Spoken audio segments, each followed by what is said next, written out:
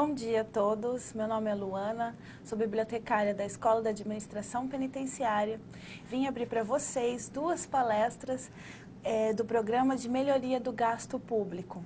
Essa videoconferência ela está sendo transmitida por link através do endereço www.escolasdegoverno.sp.gov.br. As perguntas que surgirem durante a videoconferência, elas devem ser enviadas para o e-mail fundap.vc@fundap.sp.gov.br, que está aparecendo aí na tela.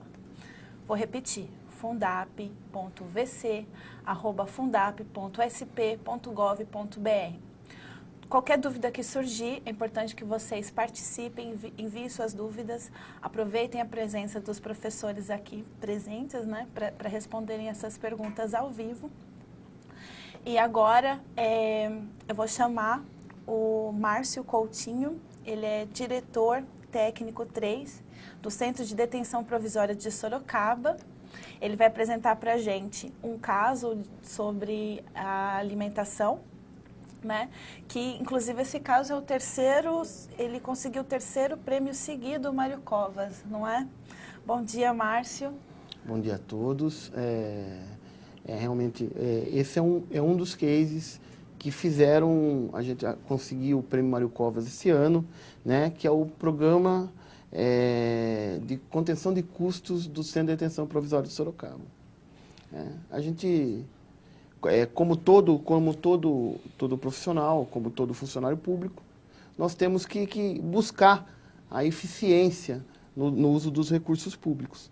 Nós, antigamente, no meu tempo de faculdade, a gente trabalhava com a legalidade, a impessoabilidade, a moralidade e a publicidade, eram os requisitos para o serviço público. Hoje também temos o dever da eficiência, né? Então, todos nós devemos atentar para utilizar melhor os recursos públicos e, às vezes, essa economia está no nosso lado, em pequenas atitudes que nós podemos tomar no cotidiano, né? Feito isso, a gente, em 2009, nós criamos um plano de contenção de custos no CDP de Sorocaba, né? E esse plano de contenção de custos, a gente tem um lema: gestão inteligente gerando economia. O que é isso, pessoal? Nós temos que se debruçar sobre todos os nossos gastos, né? O funcionalismo público tem como hábito trabalhar muito bem no momento da licitação, na busca do melhor preço, na busca da qualidade, quando dos certames licitatórios. Ocorre que no transcorrer da execução do contrato, por vezes acontecem oportunidades de economia e que a gente tem que realmente observar, né? Nós não podemos somente nos debruçarmos, nos dedicarmos a fazer uma licitação muito bem feita, mas sim também executar esse contrato, o recebimento do material, de maneira a observar e atentar para possibilidades de economia. Então, o Centro de Detenção Provisória de Sorocaba é uma das unidades do Sistema Prisional Paulista, né, da Secretaria de Administração Penitenciária. É uma unidade de 412 presos, original, né, depois ampliada para 576, e hoje nós estamos com um excedente populacional, estamos trabalhando com 1.650 presos. Houve um aumento da população carcerária entre 2009 e 2012 de 59,4% do número de presos. Isso gerou, claro, um custo, um aumento nas despesas da unidade, né? E nós trabalhamos no nosso projeto, no nosso programa de contenção de custos, mais do que apenas o controle quantitativo. O que isso quer dizer? Normalmente, quando você vai controlar gastos, você tenta diminuir a demanda, né? Isso vai ter um limite. Por exemplo, nós trabalhamos com água, com horários de abertura de água. Energia elétrica, nós trabalhamos com horários, desligamento das alas no horário de sol, o corte da energia às 22 horas. Só que isso chega num limite, né?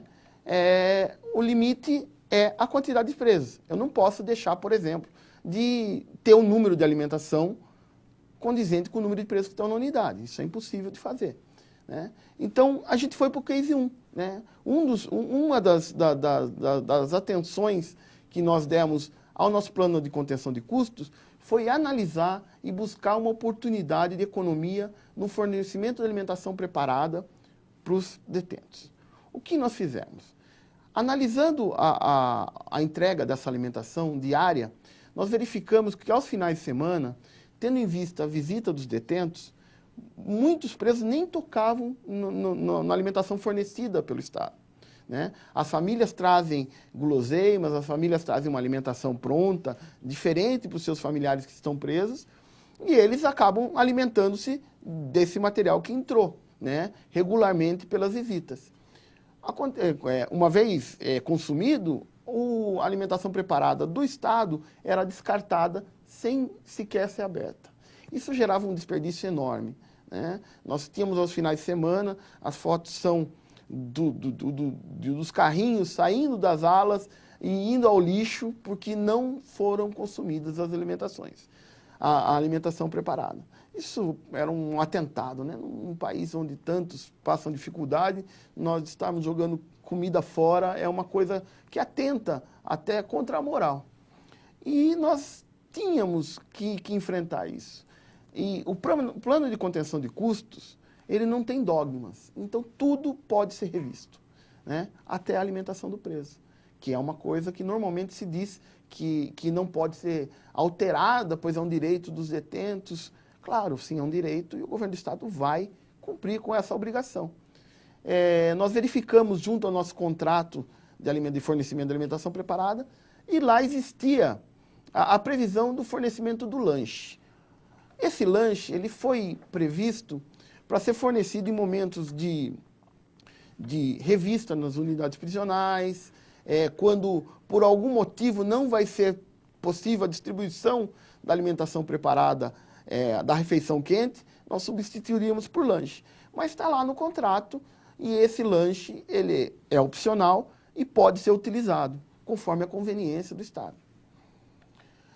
Verificando os valores, nós chegamos à seguinte conclusão. Se nós substituíssemos o lanche, que custa a alimentação, a refeição quente, que custa R$ 4,17 hoje, por 2 lanches de pão com proteína, ou seja, presunto mussarela, salame mussarela, a empresa tem que nos fornecer, mantendo os mesmos valores nutricionais de uma refeição quente, nós teríamos uma economia no dia da ordem de 31%.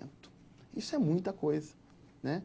São R$ 1,29 por refeição, né? Nós começamos em 2009 fazendo o corte de um dia do final de semana, né? Nós começamos a fornecer o lanche no sábado, em substituição à refeição quente. Conversamos com a população carcerária, foi bem recebida a ideia e a gente começou a operar.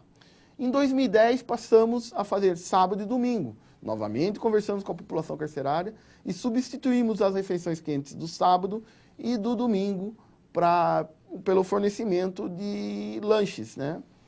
E uma vez consolidada essa proposta, nós temos hoje uma economia anual de R$ 204.336 retornados aos cofres públicos pela substituição da refeição quente por lanche. O mais importante é verificar que a alimentação está sendo fornecida, os patamares de nutrição são seguidos à risca, já está previsto o fornecimento de lanche no contrato de fornecimento de alimentação preparada e mantendo a nutrição adequada para os presos. Então, é possível. Então, como proposta que nós temos aos ouvintes que estão nos acompanhando, é realmente debruçar-se novamente sobre os contratos, no caso de alimentação preparada, mas, claro, verificando qualquer possibilidade de economia e verificar possibilidades de substituição possibilidades de diminuição de demanda, de consecução da preparação da alimentação nas empresas, nas unidades que fazem a alimentação em loco, né, as penitenciárias. Vamos trabalhar talvez com materiais de mais fácil cozimento, então vai gastar menos gás de cozinha. Enfim, não vamos deixar escapar nenhuma possibilidade de economia. Esse case de alimentação, ele faz parte de um projeto. Esse projeto foi feito em três enfrentamentos, como vamos dizer assim. O primeiro foi o da alimentação, que gerou essa economia de R$204 mil. O segundo foi no nosso maior gasto na época, de água também, fora a alimentação, que era de água, gerando uma economia de quase 800 mil ao ano. E o terceiro, na demanda de transportes nas apresentações judiciais, economizando R$50 mil ao ano, o que nos levou a ganhar, conforme o projeto, o Prêmio Mário Covas 2011. Né? Então, essa é a proposta, é uma proposta simples, de fácil consecução, e que todos podem realmente se debruçar e conseguir grandes economias com pequenas alterações. Bom, muito obrigada, Márcio. Agora nós vamos fazer uma pergunta que o Márcio elaborou sobre a apresentação dele, para que a gente possa emitir os certificados. Eu quero salientar que a resposta a essa pergunta deve ser enviada para o e-mail secadrh@gmail.com, que está aparecendo aí na tela. Vou repetir, secadrh@gmail.com. Esse e-mail é para vocês enviarem a resposta da pergunta que o professor Márcio vai fazer agora, e é para vocês obterem o certificado. É diferente do e-mail para vocês enviarem as perguntas para serem respondidas agora aqui na videoconferência. Bom, agora eu passo a palavra para o Márcio. Pode fazer a pergunta, por favor. A pergunta é: qual o impacto econômico em sua unidade com a redução de 5% no valor utilizado na alimentação? Vou repetir. Qual o impacto econômico em sua unidade com a redução de 5% no valor utilizado na alimentação? Bom, vou reiterar. A resposta a essa pergunta é para obtenção do certificado e ela deve ser enviada para o e-mail secadrh@gmail.com. Está aparecendo aí na tela.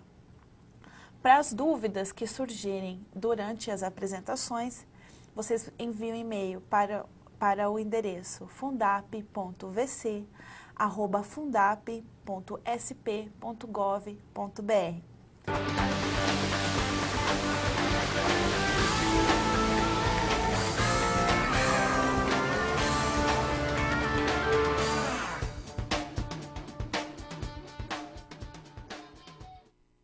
Bom dia a todos. Vamos iniciar agora a segunda parte da nossa apresentação sobre Programa de Melhoria do Gasto Público. Tem bastante gente perguntando. Eu vou esclarecer sobre a pergunta que eu passei aqui, vou passar agora de novo. Essa pergunta que eu falei que era para emissão de certificado, ela não é no sentido de prova de alguma coisa, é para os que fizerem questão de receberem o certificado dessa apresentação. Vou repetir a pergunta agora. Qual o impacto econômico em sua unidade com a redução de 5% no valor utilizado na alimentação? A resposta a essa pergunta, ela deve ser enviada para o e-mail secadrh@gmail.com. Vou repetir, secadrh@gmail.com. Os que fizerem questão, os que quiserem o certificado dessa videoconferência, enviem a resposta para esse e-mail que eu falei agora. Bom, agora a gente vai começar a nossa segunda parte da videoconferência com o Genésio Betiol. Ele veio aqui muito gentilmente falar com a gente. Ele é diretor de Eficiência Energética da Secretaria de Energia.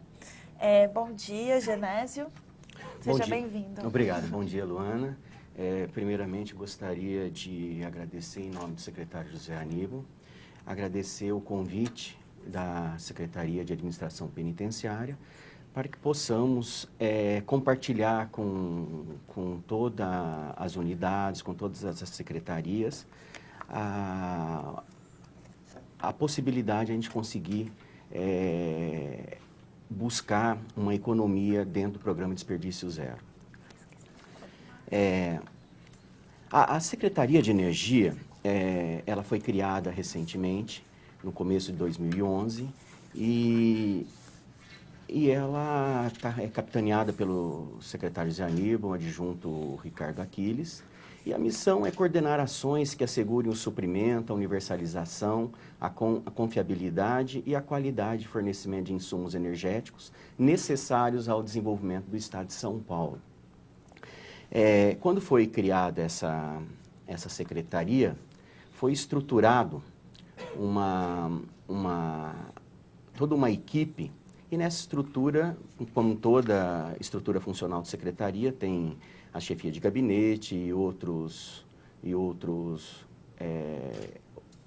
grupos, e foi criado aí 4 subsecretarias, que é a Subsecretaria de Mineração, de Energias Renováveis, Petróleo, Gás e Gás Natural, e a Subsecretaria de Energia Elétrica.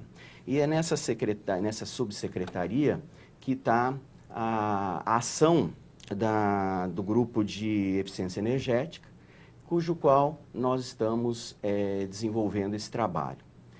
Quando fomos fazer o trabalho para construir as ações estratégicas da Subsecretaria de Energia Elétrica, nós encontramos uma grande oportunidade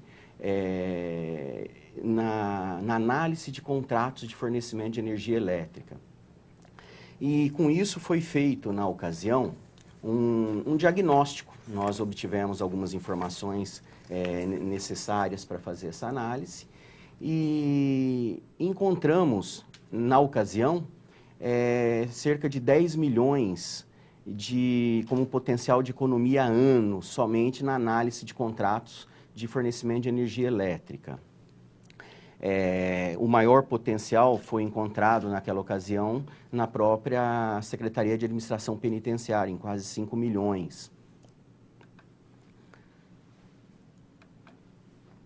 E isso foi em 2011 e essa ação estratégica, ela culminou com o programa de melhoria do gasto público, que tinha o objetivo de implantar um modelo de gestão para a melhoria da qualidade dos gastos públicos. E esse programa, ele visa basicamente 2 linhas de ação, que é a gestão de suprimentos e redução de despesas de custeio. E é nessa linha que entra a despesa de utilidade pública, né? Para termos uma ideia do montante que nós estamos falando, vamos observar o quadro de despesas que foi no exercício de 2011, onde podemos destacar lá um total de custeio de 18,8, quase 19 bilhões, dos quais os serviços de utilidade pública representa praticamente aí 1,25 bilhão. Né? Quando a gente fala em serviço de utilidade pública, nós temos despesas com água, energia elétrica, gás, enfim. E com despesas de energia elétrica, nós temos, representa quase 405 milhões. Esse é o montante de 2011 que foi empenhado no Estado. E nós temos que as 4 maiores, que seria a Secretaria de Desenvolvimento Econômico, Ciência e Tecnologia, a Secretaria de Educação, Saúde e Administração Penitenciária, juntas, elas representam 75% da despesa com energia elétrica. E o que vem a ser, o que está tanto nessa despesa com energia elétrica?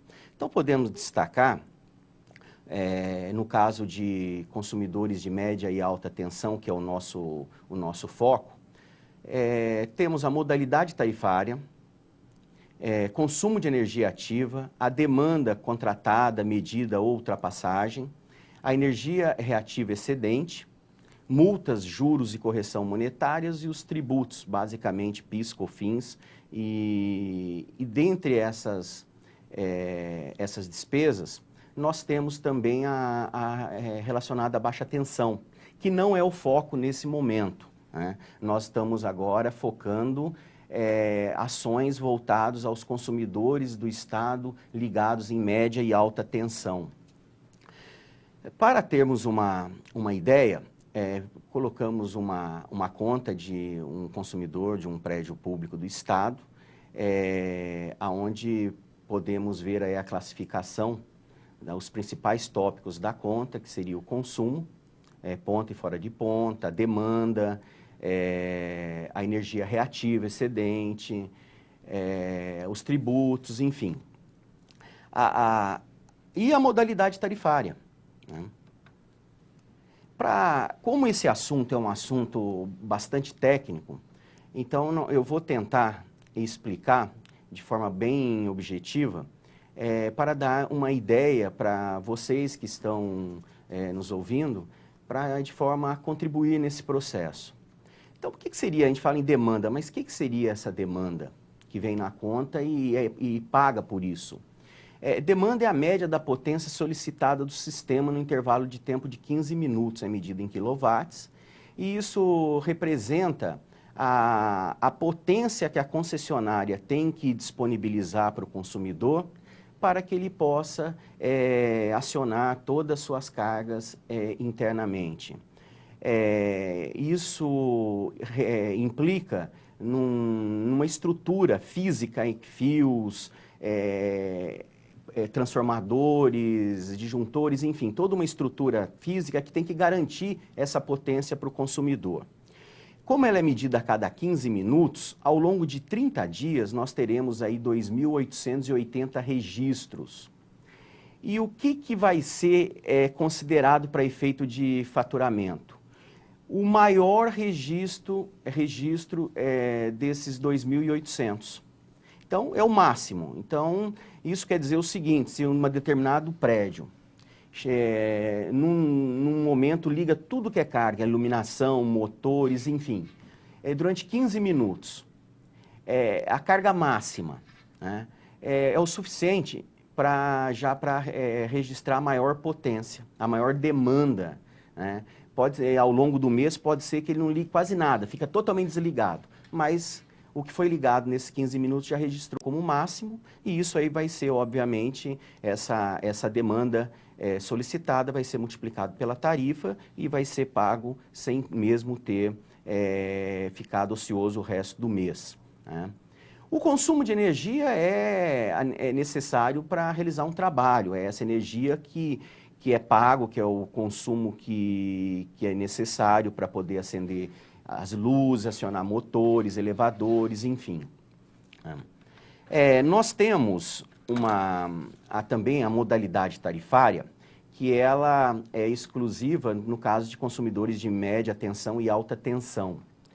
E nessa modalidade tarifária, nós temos a tarifa conhecida como tarifa binômia de fornecimento, que é aquela que é constituída por dois valores monetários aplicados ao consumo e à demanda, ou seja, o consumidor vai pagar pelo consumo de energia e, ao mesmo tempo, vai pagar também a demanda solicitada do sistema. Diferentemente da tarifa monômia, que é aquela tarifa que é exclusiva do baixa tensão, aonde só paga o consumo, não é cobrado demanda.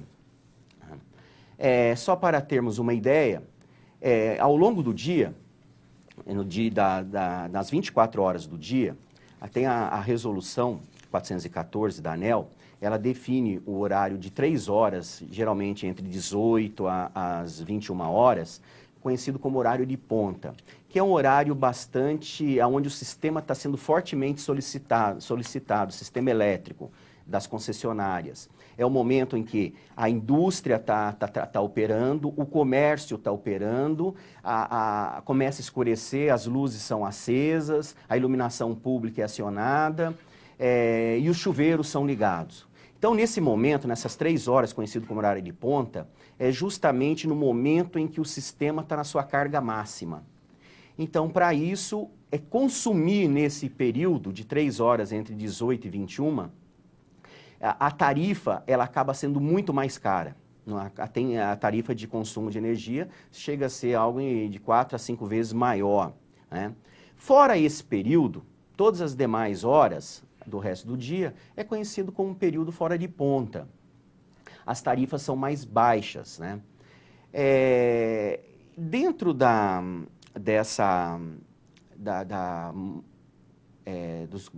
dos contratos vinculados a consumidores de média e alta tensão, nós classificamos aí em 3 modalidades, que é conhecido como modalidade tarifária, que isso aí é definido no momento do contrato que é firmado entre a unidade consumidora e a concessionária. Temos a modalidade convencional, aonde a tarifa de demanda ela é única e a tarifa de consumo também é única, ou seja, não importa se o consumo ou a demanda está sendo solicitado fora de ponta ou na ponta, o preço é único, né? Só que isso aí é restrito até 300 kW de demanda contratada. A outra modalidade é a ouro sazonal verde. Nessa modalidade, a tarifa de demanda ela é única e o consumo ela é diferenciada, tanto se o consumo for na ponta ou fora de ponta, ela tem valores diferentes. E a tarifa ouro sazonal azul, ela tem tanto a demanda quanto o consumo, tem tarifa diferenciada tanto na ponta quanto fora de ponta. Isso é definido no momento que se faz o contrato, né? Agora, o que seria esse contrato de fornecimento de energia? Nós temos, quando um consumidor ligado em média ou alta tensão, ele solicita a sua conexão à rede elétrica da concessionária, é formalizado um contrato de fornecimento com a concessionária, aonde vai ser definido a demanda que você vai contratar, ou seja, qual vai ser a demanda que você vai contratar para que a concessionária garanta ininterruptamente aquela potência para a unidade de consumo. E também qual a melhor modalidade. Vai ser contratado também uma modalidade tarifária, porque é em função dessa modalidade que vai ter a diferenciação dos preços das tarifas, que pode ser tanto a convencional quanto a ouro sazonal verde ou azul.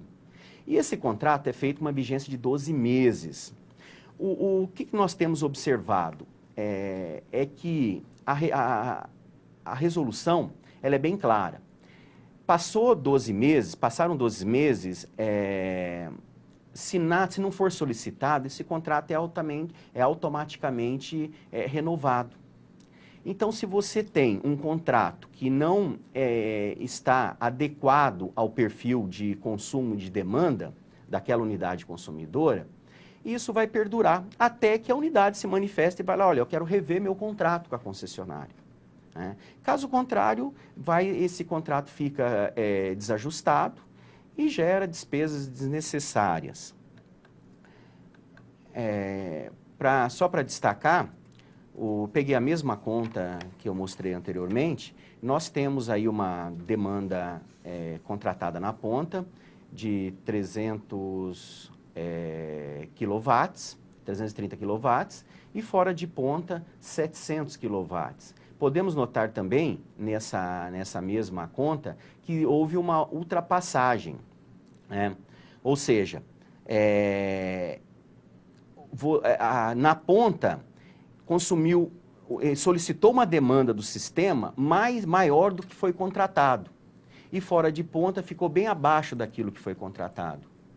E isso aí mostra, de uma conta aí de R$63 mil, já podemos notar aí que tem um potencial para buscar uma economia, basicamente fazendo aí o ajuste desse contrato, né? Com o objetivo aí de buscar a economia nos prédios, de consumo de energia nos prédios públicos, a Secretaria de Energia, ela definiu 3 ações básicas. Uma ação é com relação à revisão dos contratos de consumo de demanda, né? Que é a análise individual de cada unidade, que é o que nós estamos fazendo no momento, né? É uma coisa bastante simples e não exige nenhum investimento adicional. É basicamente chegar na concessionária e falar, olha, concessionária, eu quero mudar o meu contrato, mudar a demanda, mudar a modalidade tarifária, e a partir daí tem aí os prazos regulamentares, e a partir daí muda-se o contrato e acaba gerando aí uma economia sem qualquer esforço, né? Uma outra ação são os hábitos de consumo. Quando a gente pensa em fazer economia de energia, a gente tem que pensar que, às vezes, uma luz acesa desnecessariamente está se consumindo, está se gastando. Então, na verdade, entra aí o bom senso, o uso racional da energia elétrica. São essas medidas que envolvem cada pessoa que a gente consegue, no final do mês, encontrar aí uma economia relevante, né? Basicamente envolve aí ações de esclarecimento, é bastante difícil porque envolve mudanças de hábitos, né? Mas o investimento é pequeno. E a terceira ação, que é uma ação específica aí de eficiência energética, envolve um investimento relativamente alto, que é trocar equipamentos menos econômicos, menos eficientes, por equipamentos mais eficientes, como iluminação, lâmpadas incandescentes por lâmpadas econômicas, motores de baixo rendimento por motores de alto rendimento, ou seja, envolve investimentos para que possa buscar essa economia. Como o trabalho nesse momento está focado na revisão de contrato, porque nós entendemos, nós identificamos um potencial muito grande de economia e é um dinheiro que está sendo jogado fora, é um dinheiro que está indo para o ralo, desnecessariamente. Então, a ideia é estancar isso aí o mais rapidamente possível. Então, nós começamos a fazer essa análise e o importante disso é que não basta somente fazer uma análise e está tudo certo, né? Muda-se o contrato, elimina aquele potencial e fica tudo certo. Isso é muito dinâmico. É fundamental a gestão sistêmica dessas contas e desses contratos, para que a qualquer momento se notar que os contratos não estão de acordo com o perfil daquela unidade, terá que ser revisto e ser recontratado novamente. Essa é a ideia. Então, vamos fazer uma abordagem com relação a um resultado. Um exemplo caso real que foi avaliado, é uma unidade que ela tinha contratado 513 quilowatts, né? Isso já estava no contrato de demanda formalizado, e o perfil da demanda solicitado dos sistemas, como vocês podem ver no gráfico, é a linha verde bem inferior, ela está muito abaixo daquilo que foi contratado, ou seja, você contratou uma demanda de 513 quilowatts da concessionária, porém você está muito aquém disso aí. Só que você vai pagar os 513 quilowatts, né? E quando você vai lá na concessionária, recontrata, traz essa demanda de 513, abaixamos no caso, foi para 30 quilowatts, que é o mínimo possível, né? Isso gerou uma economia anual para essa unidade de R$41 mil, né? A demanda, a modalidade, na simulação que nós fizemos, a modalidade permaneceu a mesma, né? Mas olha só, o que é interessante notar é que numa simples ação junto à concessionária de energia elétrica, dizendo para ela, olha, o contrato que eu tenho, ele não está de acordo com o meu perfil. Eu quero recontratar, eu quero mudar esse contrato. E esse contrato passou de 513 para 30 quilowatts e gerou uma economia de R$41 mil em apenas uma unidade, né? Um outro exemplo, temos uma outra unidade do Estado, que era uma modalidade que havia sido contratada, uma tarifa ouro sazonal azul. Então, tem uma demanda contratada de 4.800 kW na ponta e 6.000 kW fora de ponta. A linha rosa, a linha verde abaixo, ela mostra exatamente o comportamento dessa demanda, né, ao longo dos últimos 12 meses. Né? E quando nós notamos isso aí, sugerimos uma nova demanda na ponta de 3.740 e fora de ponta de 4.685 kW. Se vocês observarem na escala, vocês vão ver que dá uma diferença aí de praticamente 1.000 kW na ponta e quase 2.000 kW fora de ponta. Isso gerou uma economia de R$660 mil somente para essa unidade. Não foi feito absolutamente nenhum investimento. Da mesma forma, pegamos as 12 últimas contas, analisamos, vimos o perfil daquela unidade e fizemos uma sugestão para recontratação. Só essa ação, só essa atitude de mexer nesse contrato gerou R$660 mil para uma unidade. Né? Então, esse é o trabalho que nós fazemos na Secretaria de Energia e o objetivo é fazer isso aí para todas as unidades ligadas em média tensão do Estado. O quadro resumo, ele mostra o que já foi feito até agora. Foram analisadas 300 unidades, né, contas de 300 unidades. Já identificamos um potencial de 7 milhões, quase 7 milhões e 300 mil reais, né, das quais 5 já foram efetivadas. Os contratos já foram alterados e já está operando aí, funcionando com um novo contrato. Há 105 contratos que já foram encaminhados para as concessionárias, solicitações, estamos aguardando apenas a formalização. Nós estimamos aí algo em torno de 1.486 consumidores, unidades de consumo em média tensão. Né? Quer dizer, já fizemos aí praticamente 20% do universo e já encontramos um potencial de 7 milhões, mais de 7 milhões no ano. O fato é o seguinte, se nada for feito, o que acontece? Isso passa desapercebido. E esse dinheiro vem sendo pago, vai continuar sendo pago, o Estado vai acabar desembolsando cada vez mais esse recurso.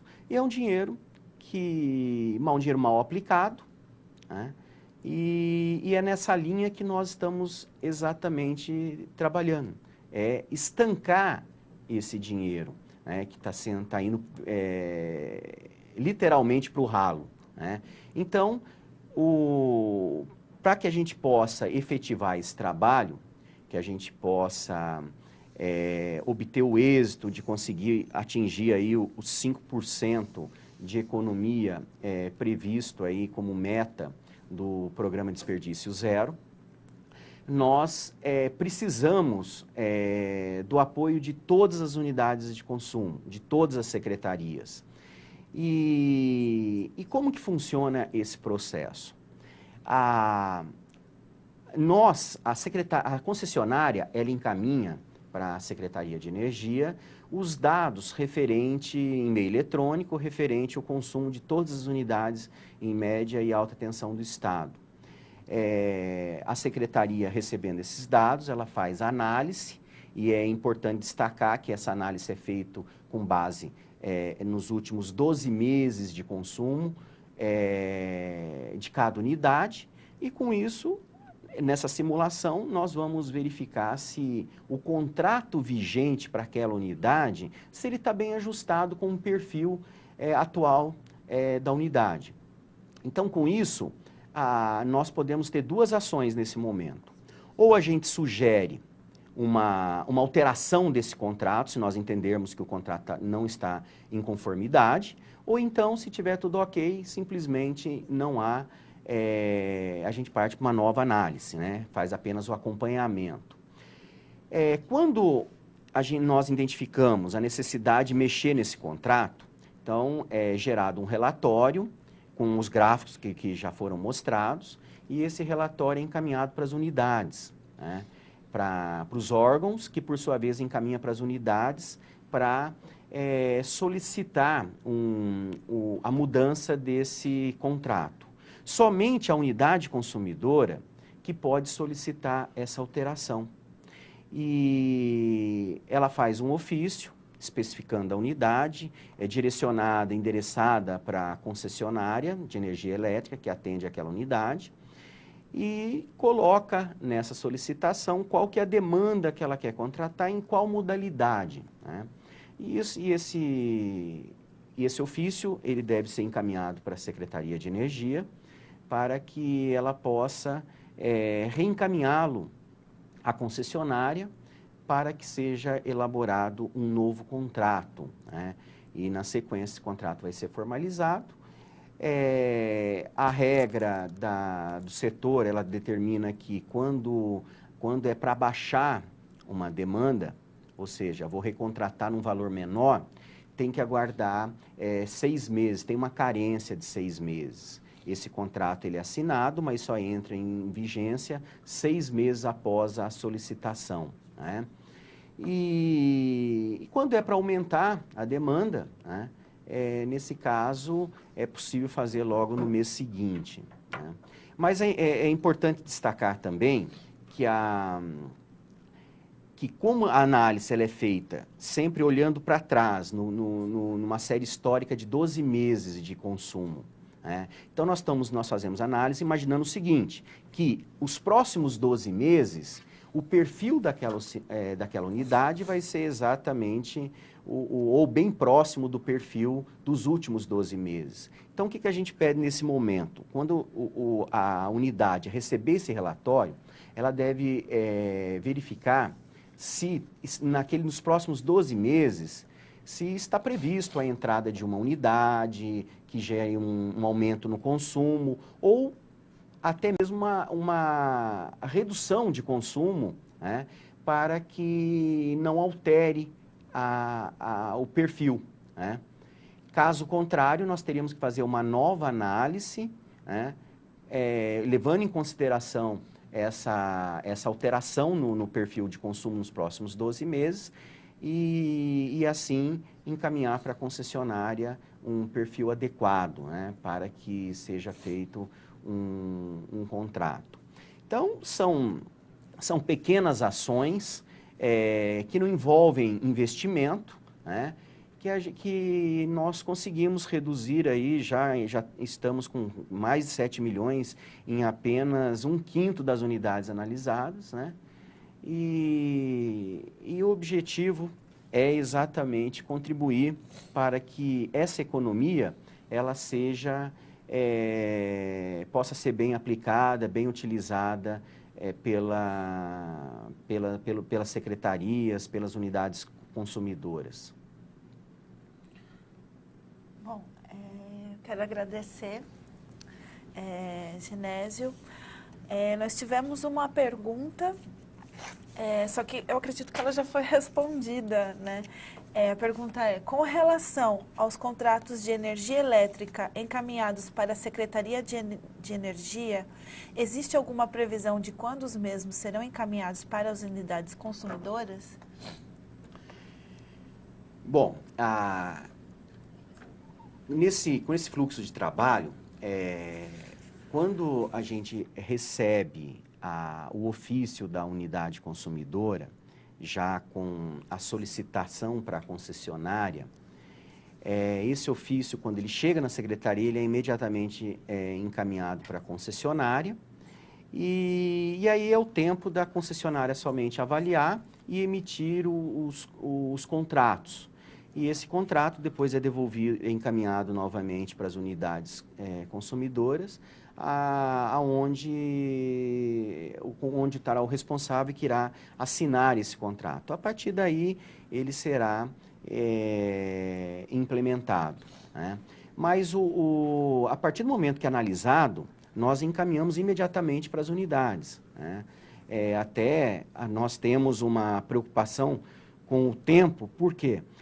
Porque os contratos que não estão em conformidade com o perfil daquela unidade, nós entendemos que é dinheiro que está indo para o ralo, é dinheiro que está sendo jogado fora, né?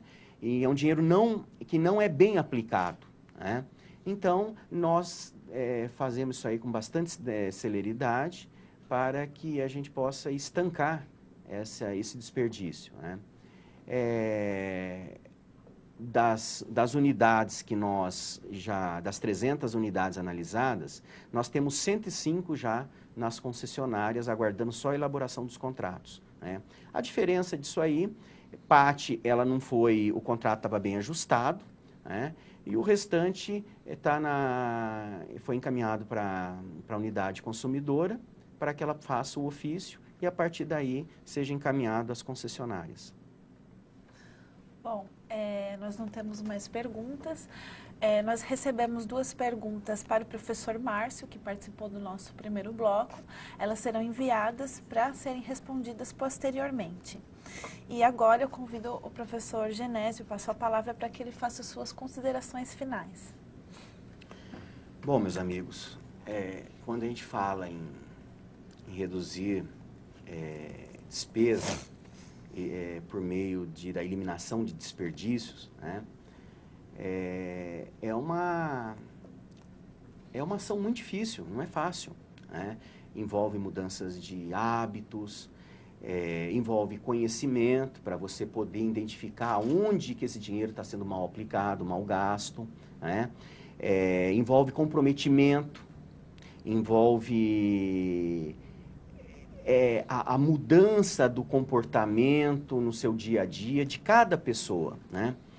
Então, para o Estado, isso em função do grande potencial que nós temos encontrado de desperdício, né? É importante que isso aí seja identificado e seja estancado o mais rapidamente possível, para que esse dinheiro possa ser realmente direcionado para aquilo que é importante, aquilo que é necessário, né? E isso envolve a ação de todos nós, né? Porque o Estado por si, ele não vai fazer isso. O Estado, o que vai fazer são as pessoas que estão no Estado. Somos nós, são vocês que vão contribuir para esse processo. Então é importante esse engajamento, é importante essa participação de vocês para que nós possamos atingir essa meta. E é importante destacar que toda economia gerada, ela vai ser reaplicada por vocês naquilo que vocês entendem que é nobre, né? Afinal de contas, é dinheiro público. Então, eu acho que merece todo o respeito de nossa parte, né? E que esse dinheiro seja muito bem aplicado. Só para elucidar, a primeira unidade que nós efetuamos a recontratação foi no complexo, foi um hospital aqui de São Paulo, e quando foi efetivado esse contrato, eu recebi um e-mail da diretora do hospital agradecendo o apoio, e ela destacou bem que somente essa ação junto à concessionária resultou numa economia de R$50 mil, porque ela recebeu a primeira fatura de energia elétrica com R$50 mil a menos, né? Ou seja, quase R$600 mil de economia, né? E ela disse também nesse e-mail que esse dinheiro seria aplicado em programas de saúde, né? Então, são ações desse tipo, feitas por nós, por vocês, que vão contribuir para que a gente possa dar um destino nobre para o dinheiro público. Bom, Genésio, eu quero agradecer a sua participação, quero agradecer a presença de todos. Nós tivemos 173 acessos e eu quero reiterar o e-mail para vocês enviarem a resposta da pergunta que o professor Márcio fez no primeiro bloco. Essa resposta ela deve ser enviada aos alunos que quiserem o certificado de participação dessa videoconferência. O e-mail para ser enviadas a resposta dessa pergunta será secadrh@gmail.com. Vou repetir, secadrh@gmail.com. Quero agradecer a presença de todos e até a próxima.